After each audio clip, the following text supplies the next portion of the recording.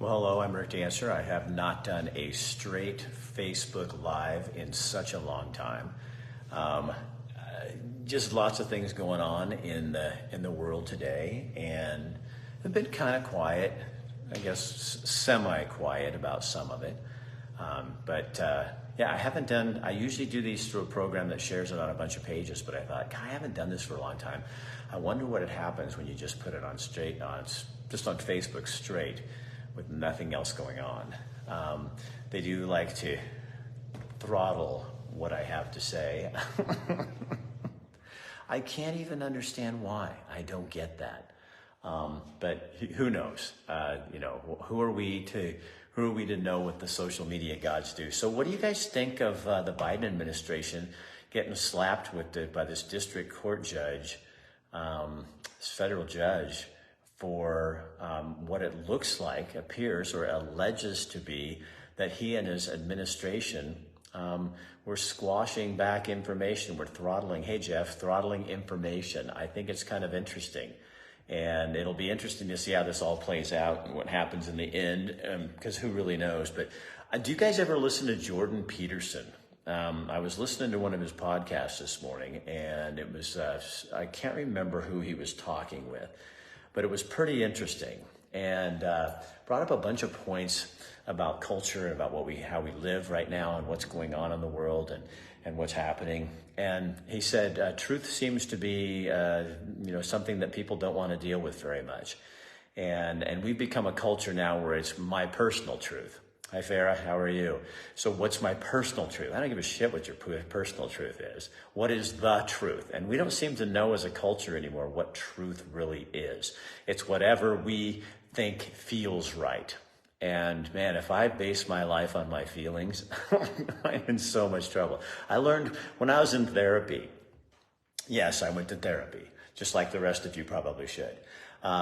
The therapist said, if you're trusting your feelings to make decisions, you're in big trouble, because feelings are awesome and they're there for a purpose and they're there to help guide us. But if you're making choices with your feelings, your heart, and you're not putting your head in it too, and that's what I think happened during the dark time. A lot of people just went with what they felt and didn't bother to join forces with, I think the way God created us to be, was for our brains and our hearts to work together. So if your brain worked, you'd be like a non-human. You wouldn't be doing anything kind or anything like that. So when the two go together, but if you do everything with your heart, you're gonna make huge mistakes, because I don't always feel the right way, or my feelings can't always be trusted. Because have you ever run into somebody and you think, God, I just feel like they don't like me, and I feel like I'm pretty perceptive about stuff like that. And then you'll later you'll talk to them and go, the person will say, no, I really liked you right from the start. I was, having fun and talking to you and that kind of thing. And you realize my perception gets put on other people, and then that bounces back to me, and I'm thinking, oh, they really don't like me. And that's not always the case. So that's a case of basing it on your feelings. So anyway, this guy was talking with Jordan Peterson this morning on this podcast. And he said, it is far worse to go along with a lie than it is to tell the truth. Think about that. So it's far worse to go along with a lie. So those of us who were doing our research, we do our research, and you do your research as well, I get that, hey Jeff, but we do our research and then we see things, something just doesn't add up here. And in a normal culture, in an American culture, they also talked in this podcast about how shocked they were that we were in a place in the United States of America,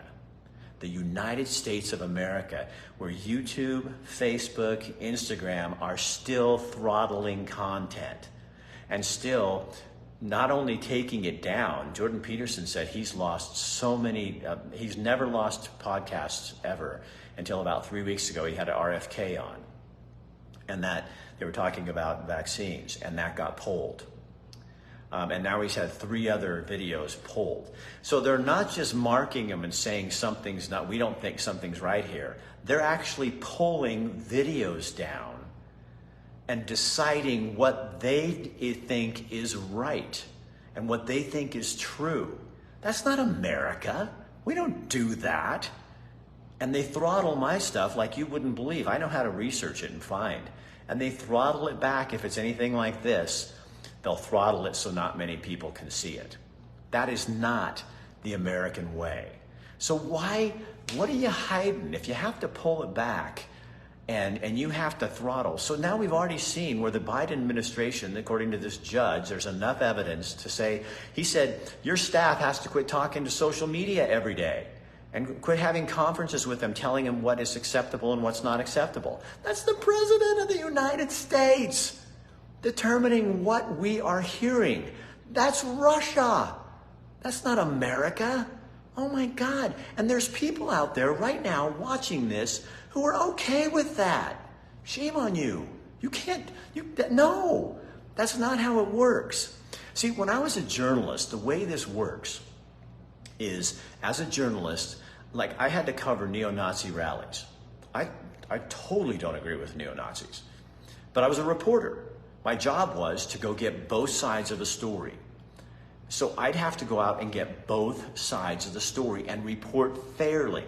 They had to have equal time. They had to have equal time. I didn't get to put things in there like, and the neo-Nazis claim, because I had to say, they say, just like I had to say the other people say. So you had to be fair. That's gone way by the wayside. So it's not just Biden and his minions. This is the legacy media. It's doing the same thing, and social media. So here you have social media pulling down videos that don't line up with the narrative that they believe to be true. Well, that's not your job. I understand it's a private business. That's what probably needs to change. Because if you're going to go out there and say you're a conversation about information, then you have to let people decide. Here's the thing. If you don't trust the general public to make a good choice, you're arrogant. So you think you're so right that everybody else is so wrong that you're gonna I'm just gonna shut you up because you're bad and you're horrible. That's not the way this works. It's all kinds of information comes in. We, the human beings, sift it, come up with the answers we believe. And here's the thing, a news flash. We might be right and you might be wrong. As it turns out with the dark time, and as we're reading more and more information, and you're being more and more quiet, we're seeing that you may have been fooled. And not to make fun of you, but how do you live with that? Because look what you did to people's careers and their lives.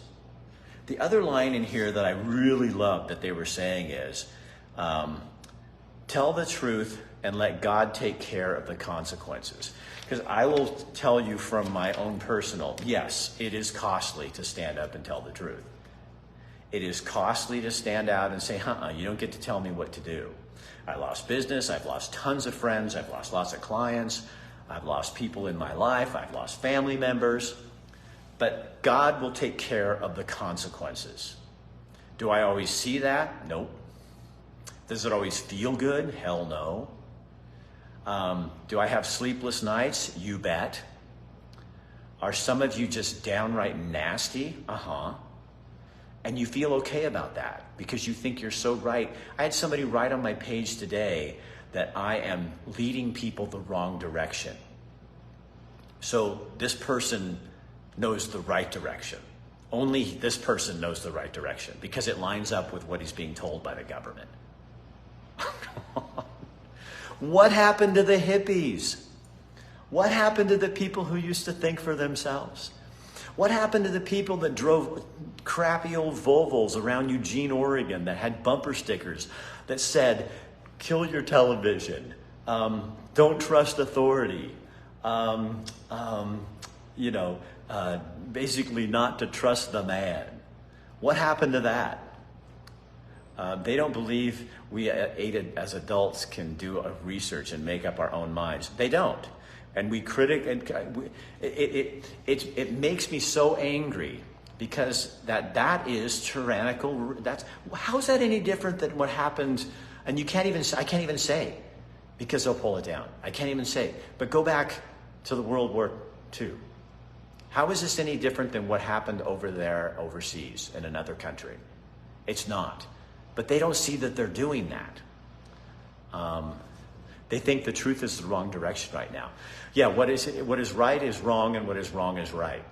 And I think what you're seeing is people are standing up and saying enough is enough. And I think that's a good thing.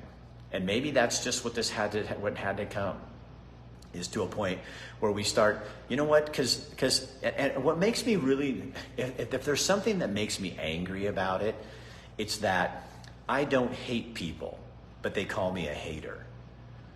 I'm not a racist, but they call me a racist. Why? Because they have nothing else to say. There's nothing intelligent. They can't tear apart my argument, so they call me a racist because I'm white. So isn't that racism? I don't know. They call me a hater. During the dark time, people would write me and say, you know, you're spreading misinformation. I hope that you and your family all die of COVID. That's nice. That's kindness. Yeah, I see. Oh, I see. Yeah, that's really good.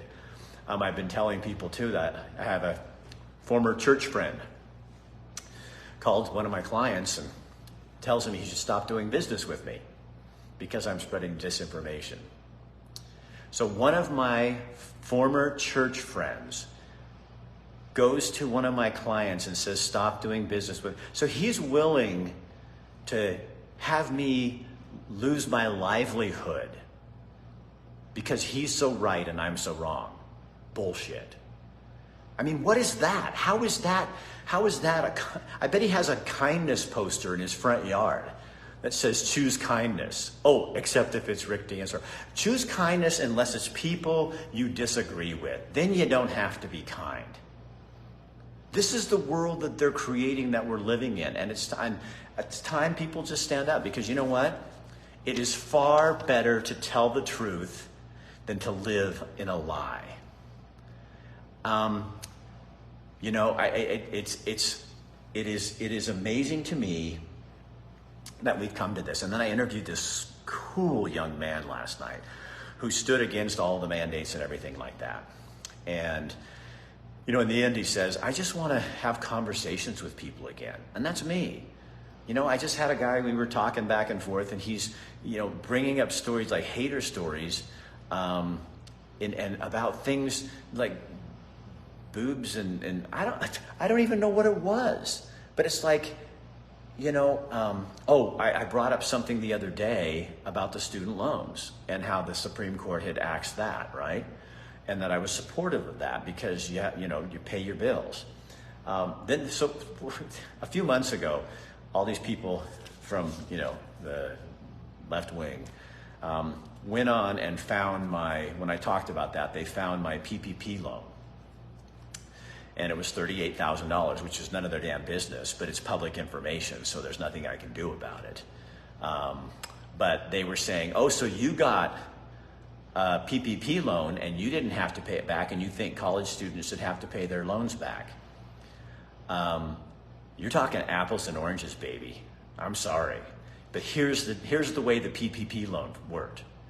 First of all, I think shutting down the government was the economy and the society was the stupidest thing we ever done. But I didn't get a choice. I didn't get to choose whether I lost that money. And I lost clients because of it, because they couldn't pay. So I was doing free shows. Nobody gives a shit about that. I was doing free shows for people to help them out. And I lost a lot of clients because they couldn't afford to pay. So yeah, it impacted me intensely. $38,000 worth. And here's the thing, when you take out the loan, you had to know, they told us at the time, all business owners know this, but these are people who aren't business owners, they're students, probably in their 19th year of college, sucking off the government. They told us when we took out a PPP loan that if we could prove we needed that money, that we would be forgiven. So that's the deal they made with us. When you take out a student loan, there was no deal like that. That's your loan, you pay it back. I paid mine back. 10 years it took me to pay it back. And what about the journeyman electrician? How come he doesn't get his or hers paid? Why don't they get it paid? So you get yours because you got overeducated and they don't get theirs? Huh, I see. Yeah, and I'm the asshole. I see, that's how that works. Okay, I get that. So these people are blasting me all over line saying, Rick Dancer's a hypocrite because he took out a loan and didn't have to pay it back. And so but he thinks college students were supposed to. If it were my choice, we would have never shut down the economy. And I kept working the entire time. I think I had a week off. I worked the entire time, and most of it was for free to help people. So it's none of your damn business. And it's a whole different thing because I was told that's why I took out that loan, because I knew they were shutting me down and they were going to pay me. Do I think it was a smart thing for the government to do? Hell no. And look where we are today. We're all paying for it. But the student loan thing is a completely different thing. And don't mix your metaphors. Don't mix your apples and your oranges. That kind of stuff. And that's what people on the progressive end of the spectrum tend to do a lot. They take a little bit of information and they throw it out there. Jeff, let's end all forms of bankruptcy then. Corporate, restructure, personal. Whatever. That's not my issue right now. That's not my issue right now. That has nothing to do with this. This is the government, Jeff, telling us we could not work, that we had to stay home, lock down, run for our lives, and they put the fear of God in everybody. And as it turns out, did it need to happen? Well, you and I are probably not going to agree on that. But in the world without the Biden administration and the social media taking everybody and quieting them, we could have that discussion. But we can't even have that discussion now because we are censored. You aren't, but I am. So you can say whatever you want, but because my message is different and I'm using my critical thinking skills to talk about something different, I don't get to talk about things like you. You get to sit and go, freedom's not under attack, because it's not for you. It is for me. What happens when it's you? Huh? Who's going to speak up for you? When it becomes you, the progressive Democrat, who no longer can say what they want to say and can't put their message out there. What do you do then? Are you going to be just quiet and say, you know what, just go along to get along? Is that what you're going to do? No, you're not. But you're winning right now, where you were. And now the tide is turning. People are fed up. They're tired. They don't want things shoved down their throat.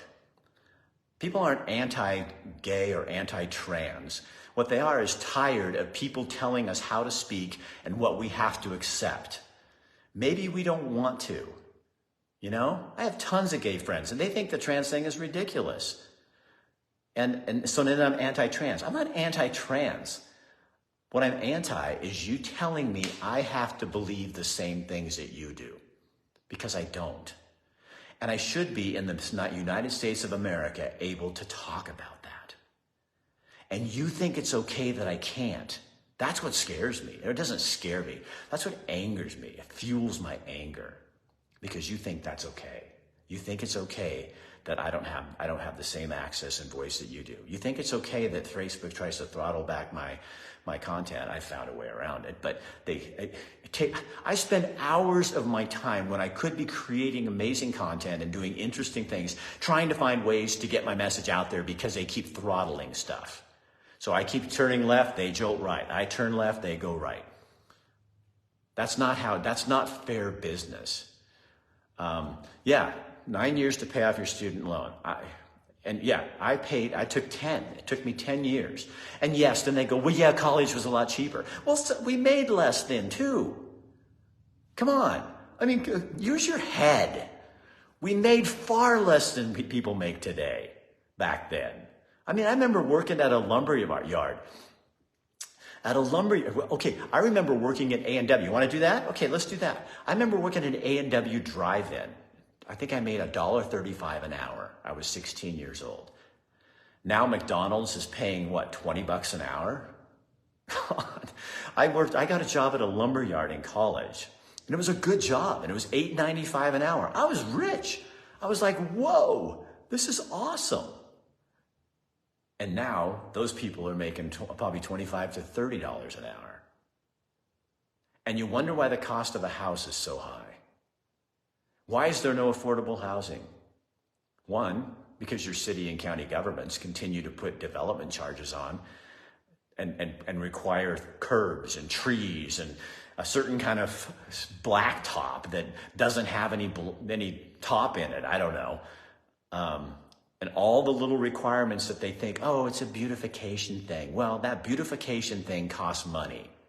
And to a family of 4 who's looking for a place that's affordable to live, did they give a shit if they have a curb?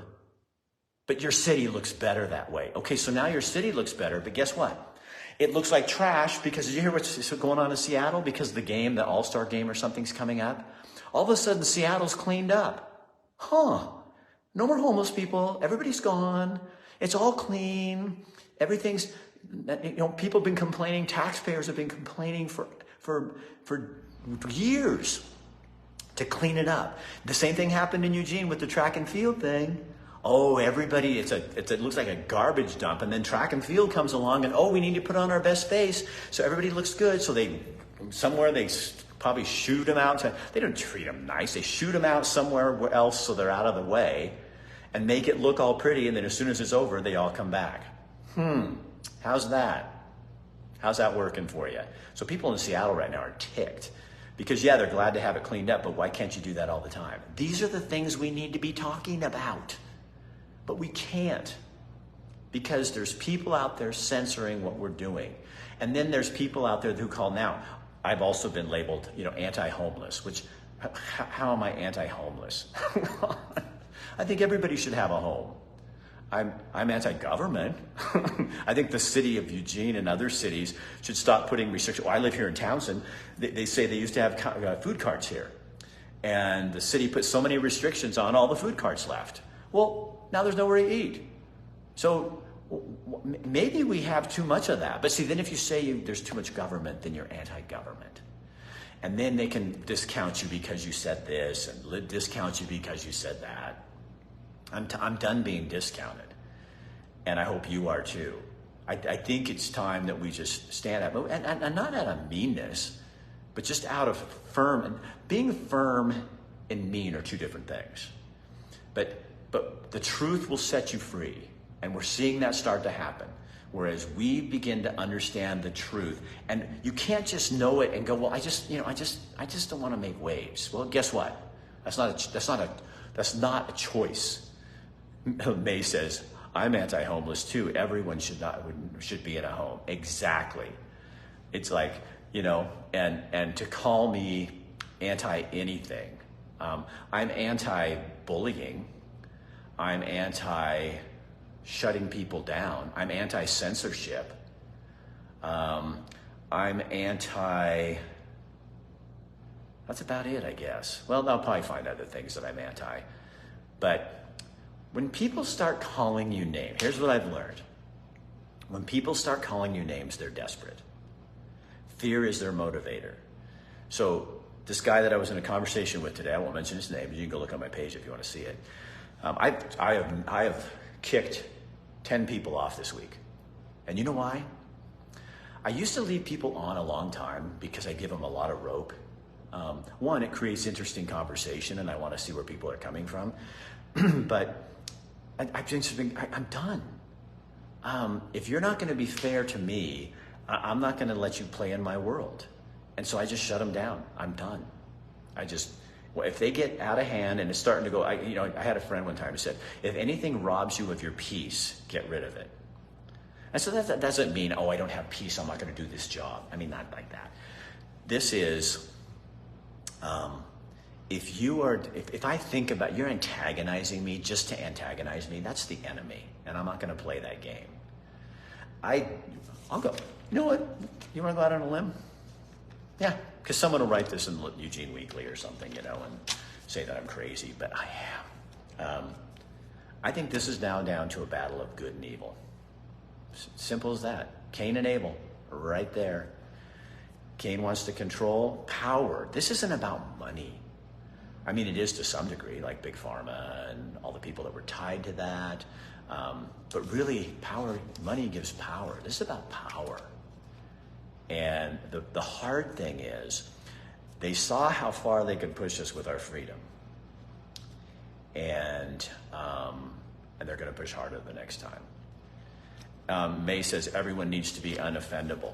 Here's the thing, offense is a choice. You can choose to be offended. I have so many friends in the black, the gay community, and they're not offended by stuff very easily. And they'll tell me if I step over a line.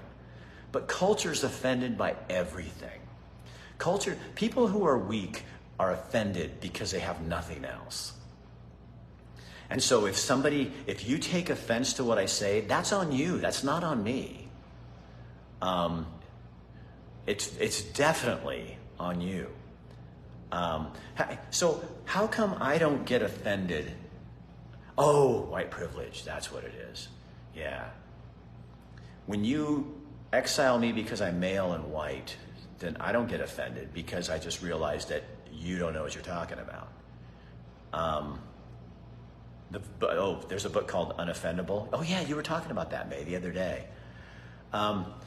So I should wrap this up because this is really my day off. I came in to do some extra work and got a lot of stuff planned. I got some great shows coming up for you guys. Seriously, serious, deep conversations. Betsy Johnson's coming in towards the end of the month back, and she says, "What do you want to talk about, dancer?" And I said, "I don't know." She goes, "You just want to stir the shit?" And I go, "Yeah, let's do that." So she's going to do that with me. Next week, I'm going to do a show on Monday like this, where it's just going to be you and me, and we're going to do that. On Tuesday, I mean. On Monday, I have a special show for Montana viewers, but Oregon viewers, you might like this too. It's about growth and anti-growth. I've been here a year and a half, and I see this really anti-growth attitude. I get that, because people don't want change, but it also hurts businesses. So we're going to talk about that a little bit. Probably not as much as I want to, but we're going to tread there just a little bit. Then on Tuesday, it's me and you talking about freestyle. Then on Wednesday, I've got this woman. She has a restaurant in White Sulphur Springs, which is 40 miles away. Kathy and I went there. Best barbecue we've had in Montana. Oh, excellent. And the story behind her restaurant is absolutely tear-jerking and amazing. And it's awesome. Shannon, I will never take a breath or a deep breath. I'm not. I'm on fire. I am just done taking breaths. So anyway, she's going to come on and talk about her family moved out here, started this restaurant. Her son, who was a chef, was killed. And this restaurant is named after him. It's a great story, and their food is phenomenal. So she's on Wednesday. And then on Thursday, Helena has a huge Symphony Under the Stars, and we're going to talk about that a little bit. We also have Bill London, who will be here to talk. And then I met a woman when I was back in Vancouver, Washington recently, and she makes sipping vinegar. I've been using it in gin and tonics and all kinds of stuff, on salads and tuna fish. I'm like a sipping vinegar dude. And it's called Wild Heart, and she has had 8 businesses, and she says this business, she finally found her heart, which is where she got the name for the company. So she's gonna come on and talk to us about positive things about business and how this journey has gone for her. And then we just got more and more. I've got a friend who's a young man who's gonna come on, and I said, would you share your biggest concerns right now? He's got a family of 4, he's a young man, and we need to start hearing from more younger people. I think they have hope. Some of us old farts are just, I think we're getting wrapped up in it. But so anyway, I want to leave you with this. Again, this is how we started this whole thing. It's far worse to go along with a lie than it is to tell the truth. Okay? And tell the truth and let God take care of the consequences. I know this about God. I don't know very much. I'm not the most learned man you will meet in your life. But you know what I know? I know that he loves me. I know that there is an evil force that's trying to get rid of me. But I know as long as and even if that evil force were allowed to get rid of me, it would not happen unless God allowed it to happen. And then it would be for a good reason. So what I know, my hope is not in Joe Biden. It's not in the courts going after him. It's not in the cocaine at the White House. My hope is not in the media that it will change. My hope is not in the left wing that it's going to all of a sudden rise and grow a brain. My hope is not in the right that it's going to somehow, if we only had all Republicans, everything would be better. I don't trust that either. And my hope is definitely not in Donald Trump either. My hope is in God is in charge. He will put the right man or woman in the office. He may let us fall farther, and maybe we deserve it. I don't know. But to you who try to silence me, not going to happen. So go to another page, soften your tone, stop calling me names, because now that's one of the prerequisites I have for getting rid of you. And it's not because I'm afraid of you. It's not because I don't want to hear your voice or your conversation. That's part of who I am. It's because you push too far, and I'm done with you. I don't want to be harassed by you anymore. So join the conversation, be kind. If you don't show kindness, you will be leaving the house. We have rules here, and I'm going to start enforcing them, because I'm looking for people who really want change and who really want to work and who don't want to live in a foolish land of blah, blah. I'm looking for people who love the F word, not that one, freedom, and that it still means something good and amazing and something powerful. I'm looking for people who think censorship is the work of the devil. That's who's going to be in my little court, and we're going to have fun. The rest of you, if those are techniques of yours, you might want to go find a different sandbox. This might not be your best place. So that's all I have to say.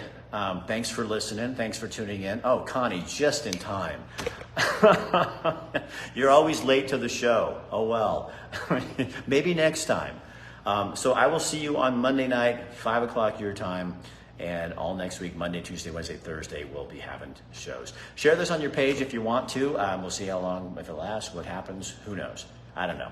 I'm not in control, but I do know that to live in a lie is not where we're going to be. We're only going to find it in the truth. Not your truth, but the truth. Have a good weekend. We'll see you next week. Goodbye.